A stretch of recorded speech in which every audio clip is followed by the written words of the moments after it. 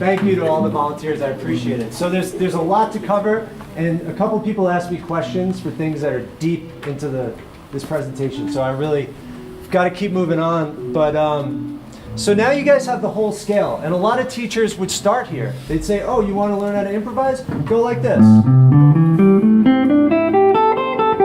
just learn how to do that, and maybe do these patterns.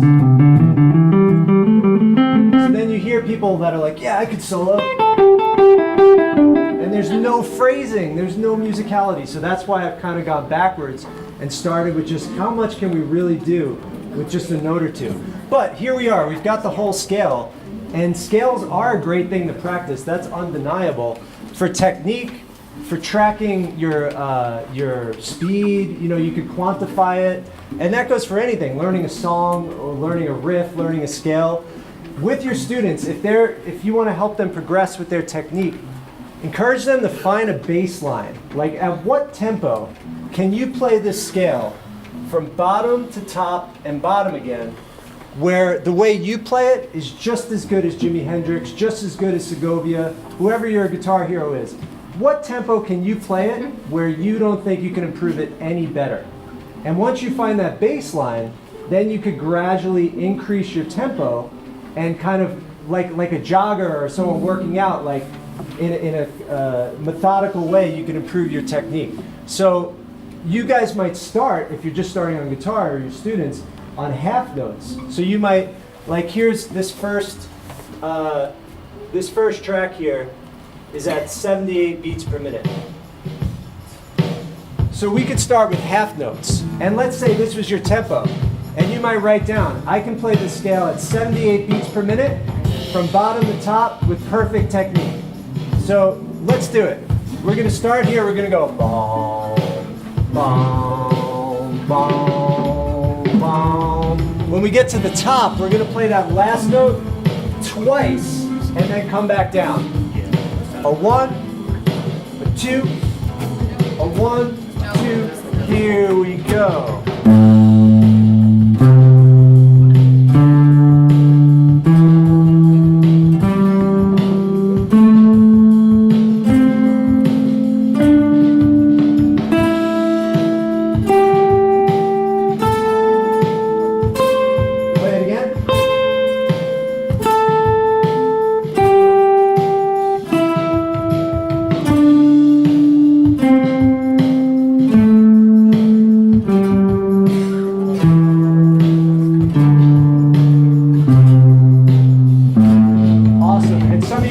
Might be tracking quarter notes, which are, and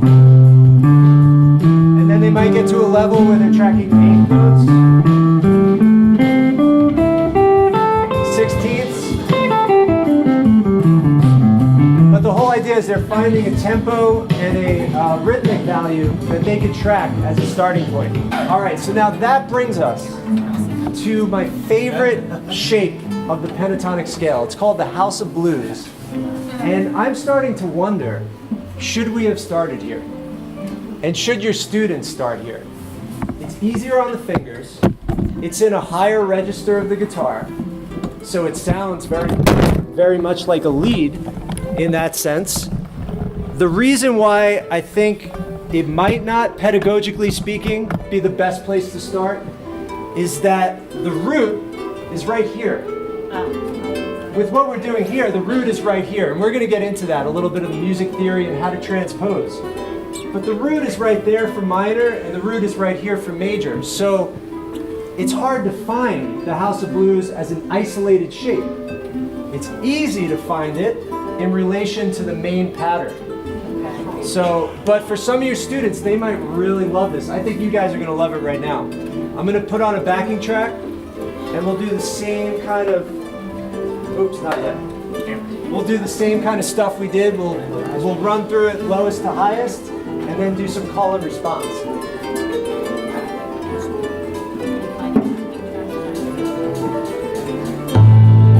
All right, so let's see if we can go like this.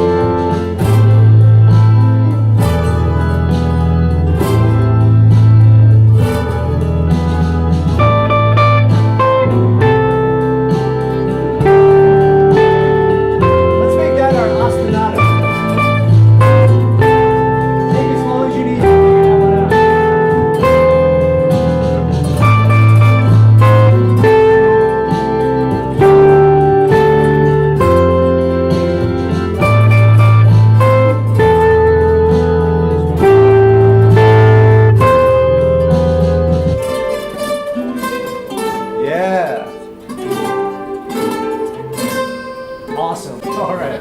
So the next thing we're going to go over is hammer-ons. So hammer-ons and pull-offs are basically smoke and mirrors for guitar. When people play these, it makes them sound like they're technique monsters because they just go, like. It's really not that fancy. I'm just picking do, do, do, do, do. But these hammer-ons and pull-offs make it sound really fast. So to play a hammer-on, you start with the first note. So we'll start with this one right here. And you play that with your first finger, and then you're literally going to use your third finger as a hammer and hammer it on to the 10th fret.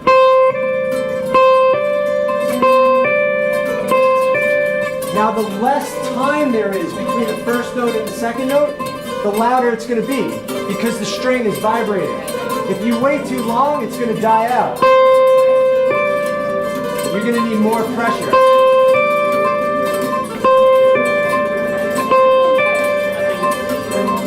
And just like with a hammer, or with a baseball bat, or with a golf club, you're going to cock back and then go forward because you want to get that momentum.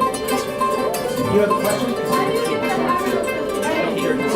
Say it again.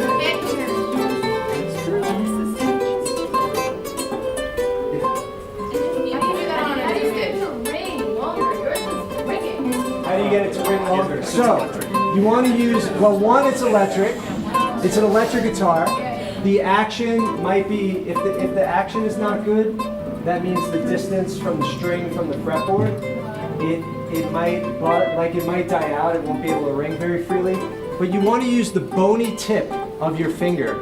Just like with a hammer, you're going to get it right dead on. You wouldn't use the side of your hammer.